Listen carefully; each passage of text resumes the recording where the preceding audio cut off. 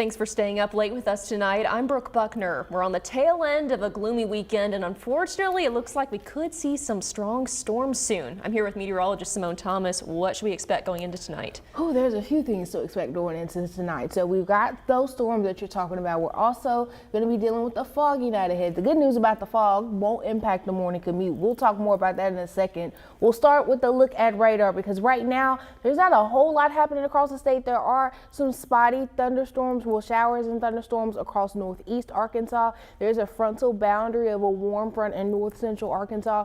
But as we continue through the rest of the night, an upper level disturbance is moving through. So between midnight and I would say around 4 o'clock, just before sunrise, we are tracking the potential for some strong to severe thunderstorms. Now this threat is mainly for northwest and western Arkansas, but we could see a few counties like Perry County, Yale County, Pope County, and Montgomery County under this level 1 out of 5 marginal threat. We'll talk more about the specific impacts in that 11-day outlook, but here's a check-in on that dense fog advisory as well as for central and northeastern Arkansas. Now this is till 4 a.m. so it will not impact the morning commute, and as we continue through the nighttime, we'll likely see some changes to this advisory, but this is what we have for right now. Stick around, that 11-day outlook is coming up at 10:41.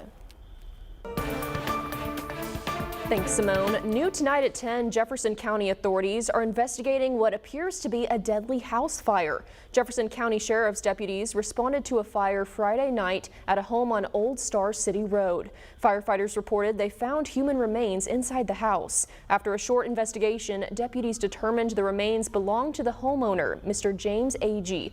No foul play is suspected in his death, but A.G. will be sent to the state crime lab to determine how he died.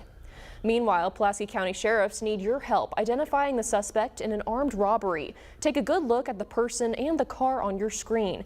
Deputies say that person is wanted for questioning for aggravated robbery that happened Thursday in the 3300 block of Bankhead Drive. The suspect is believed to be female and was the driver of the red Dodge Charger on your screen. If you know who this is, you're asked to call the Pulaski County Sheriff's Office. If you've been driving around downtown Little Rock recently, you may have noticed something different. The lights are back on at the old VA hospital high above Roosevelt Avenue. We've been following the effort to turn the old building into apartments for more than a year. Now the contractor says the project is almost done. Tonight, THV 11's Ashley Godwin gets a look inside the future homes. We would change our mind all the time because when you have a project like this, it's almost like a blank sheet of paper. Pace Burt is the contractor renovating the old VA hospital into apartments, a task that wasn't so easy to start. The project's been going on for quite some time. There was a lot of environmental issues, cleaning up the building, getting it prepped to do the renovations. $35 million worth of work, but now the vision is coming together. Floors 6 to 11 have been completed with walls and accents finished. A lot of my ideas come from other places, and whether it's the lighting or the countertop. Hand-painted islands adorn each apartment with a green tile backsplash. Each unit also comes with more than a dozen windows. They're very modern.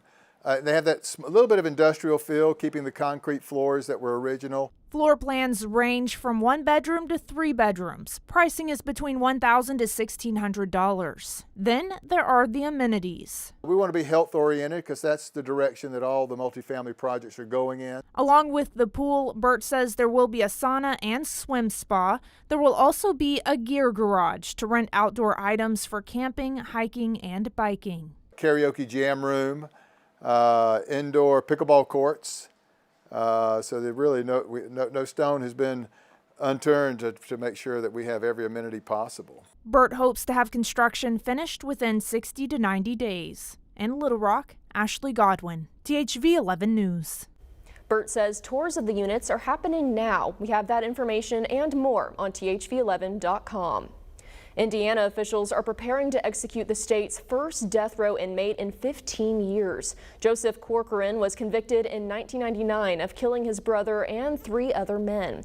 Indiana has not executed anyone since 2009 due to a shortage of drugs. Earlier this month, the state's Supreme Court denied a stay of execution for Corcoran. His attorneys had argued the execution was unconstitutional because Corcoran has a serious mental illness. However, in a handwritten affidavit to the justices, Corcoran Corcoran said he no longer wanted to litigate the case. He's scheduled to be executed by lethal injection on Wednesday morning. Tonight, the Department of Homeland Security is sending more resources, personnel, and technology to New Jersey, where drone sightings have surged in recent weeks. Chanel Call has more from New York.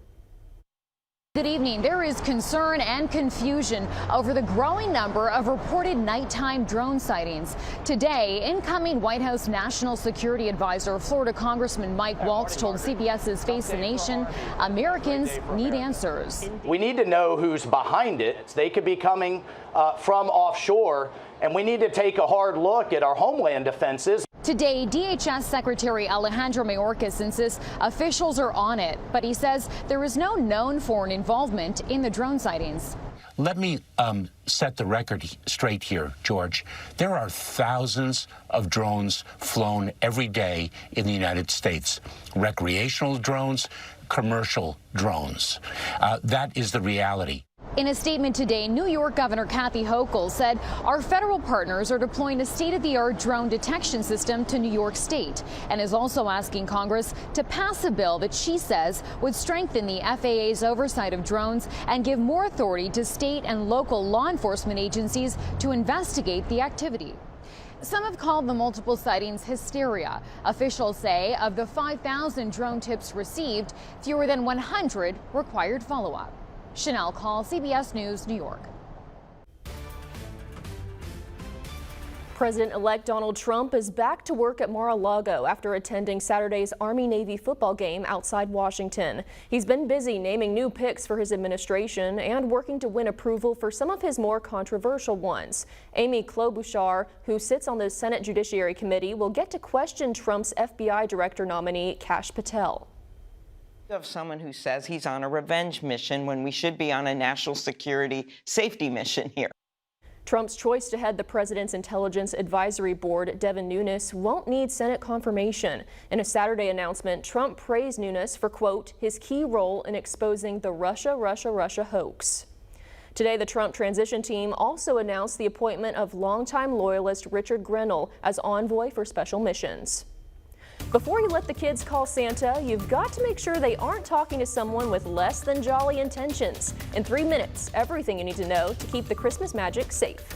And if you're hitting the roads any tonight, there is some dense fog you need to be mindful of. We're also attracting the potential for some strong storms developing after midnight. Your 11-day outlook is coming up right after that story.